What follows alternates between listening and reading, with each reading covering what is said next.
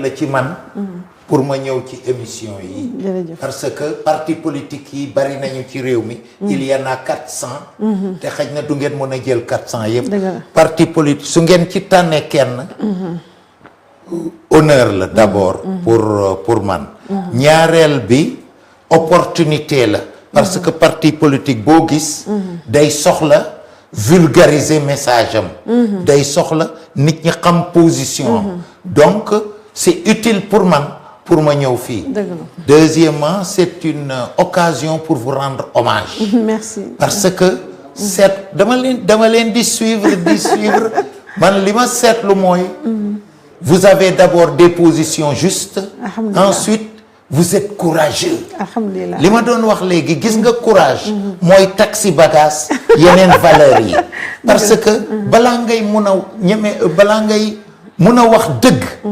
foog nga am courage balaa ngay baax balaa sag mbaax di mot sax foog nga am courage soo amee xarit te amul courage sax mun na la abandonner à n'importe quel moment fidélité en amitié foog mu am courage te man li ma seetlu ci yéen muy yow Aïssatou Diop muy Abdou Diallo mooy courage ak aussi Abdou Nguer mi nekk yéen maa ngi leen di sant di leen rendre hommage di leen encourager fàttewuma aussi Ndaj Samb dëgg la moom vraiment invité na ma fii 2 fois moo tax donc kontaan naa ci li ma ñëw ci émission jërëjëf Samb léegi nag li nga wax LD MPT ak LD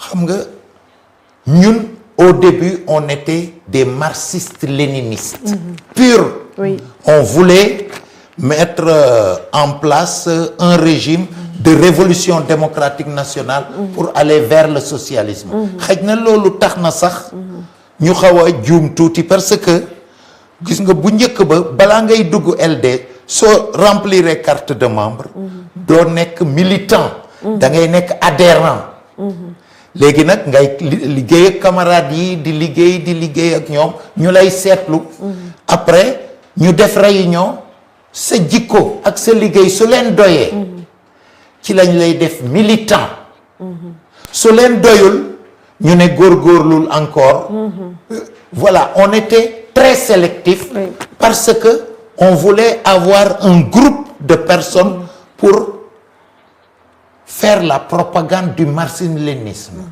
looloo tax ñu tuddoon LD MPT Ligue démocratique mouvement pour le parti du travail xam nga un parti qui est légal mais qui se déclare mouvement pour le parti du travail parce que on considérait que on n'était pas encore un parti au sens marxiste-léniniste du terme c'est-à-dire une organisation qui reflète les aspirations des travailleurs, des ouvriers mais en 93 le mur est tombé et certains qui étaient communistes ne sont plus communistes, ils sont devenus par exemple des sociodémocrates, d'autres des démocrates tout court, d'autres des citoyens qui luttent pour la justice et la solidarité. Donc on n'était plus strictement marxiste-léniniste. Donc cette affaire de parti du travail,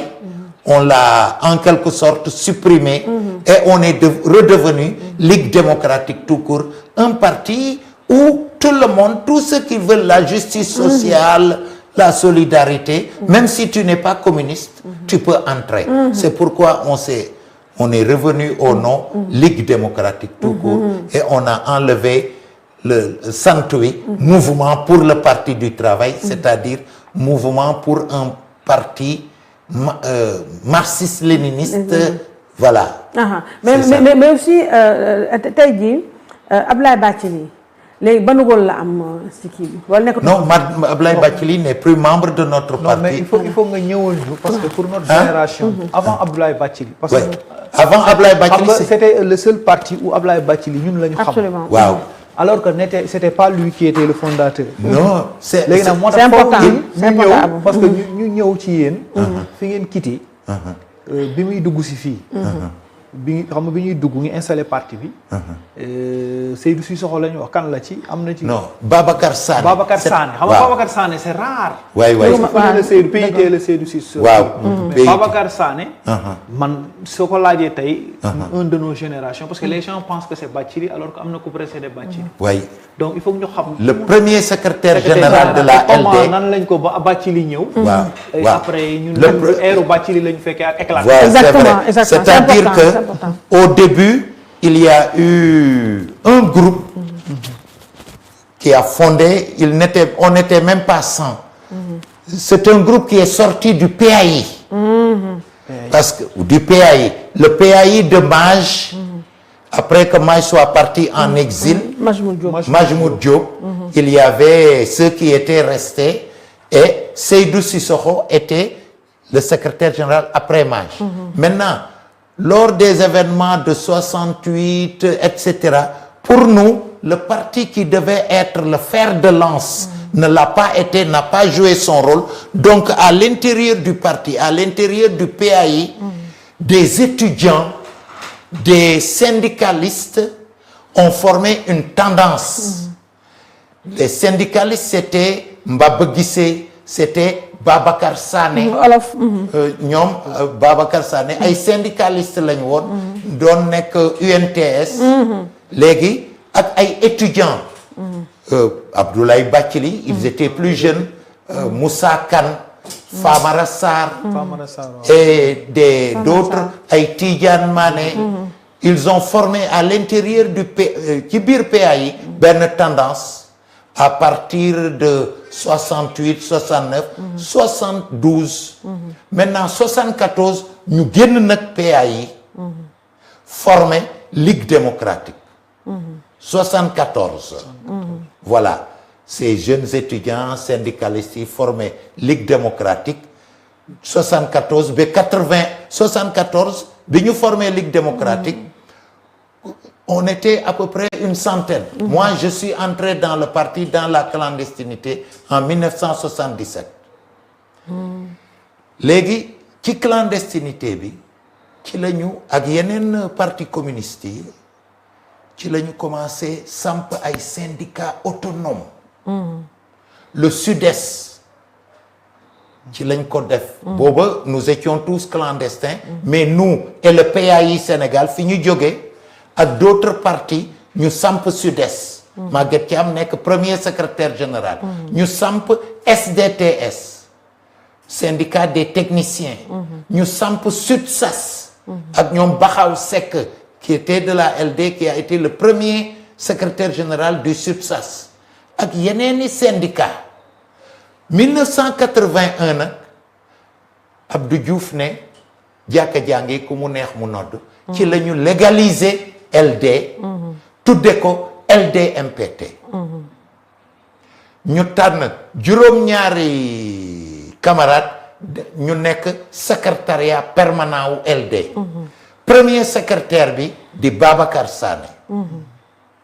ñeneen ñi nekk Abdoulaye Bathily Mamadou Ndoye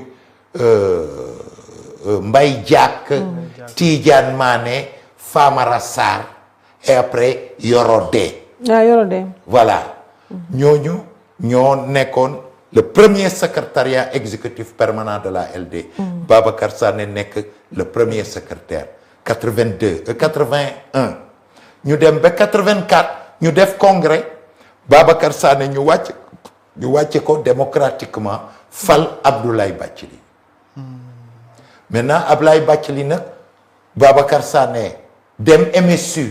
bi ñu ko wàccee mu dem MSU nekk fa coordinateur MSU Abdoulaye Bathily moo yàgg ci boppu LD def Babacar Sané 2 ans 82 ba 84 Abdoulaye Bathily def na 29 ans à la tête de la LD.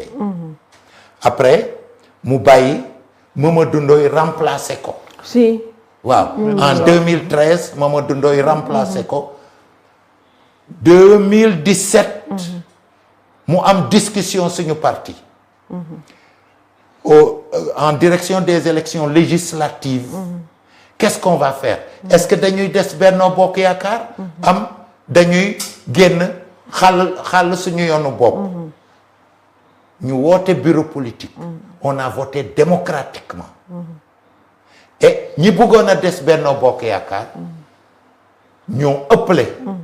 ñi bëggoon a génn comme Mamadou Ndoye ñi bëggoon ñu génn aller seul aux élections. Une semaine après Mamadou Ndoye a démissionné. démission boobu nag aussi. mooy ni problème yu bëri parce que démission boobu dañuy xëy suba rek ñu yëg ne parce que quand même Mamadou Ndoye aussi pour rappel Mamadou Ndoye en tout cas ñun ressenti bi ñu ci am de loin mooy Mamadou Ndoye quand même il avait il n'était pas très commode. Il avait parce que pour ne pas dire personnage bu clivant la woon mais même ba mu nekkee secrétaire général LD pour moi. ci la LD dëgg-dëgg perdrait beaucoup en visibilité médiatique parce qu'il était tout le temps dans la contestation mais on ne comprenait pas tellement où il voulait aller c'était plus j'avais l'impression que c'était plus qu'il était encore dans les vêtements d'un syndicaliste léegi nag ba ñu xëy suba ñu dégg ne démissionné na comme ça avec fracas te ba léegi nii kenn xamul motifu démission je sais pas tonton loolu ñu mën a wax foofu pour le cas Mamadou Ndoye. xam nga il a démissionné. d'abord am na loo xam ne nii quand même c'est une cuisine interne. On est d'accord. C'est mon camarade. On est d'accord. C'est mon aîné. On vous le il concède. a été beaucoup pour notre parti et pour le syndicalisme dans notre pays.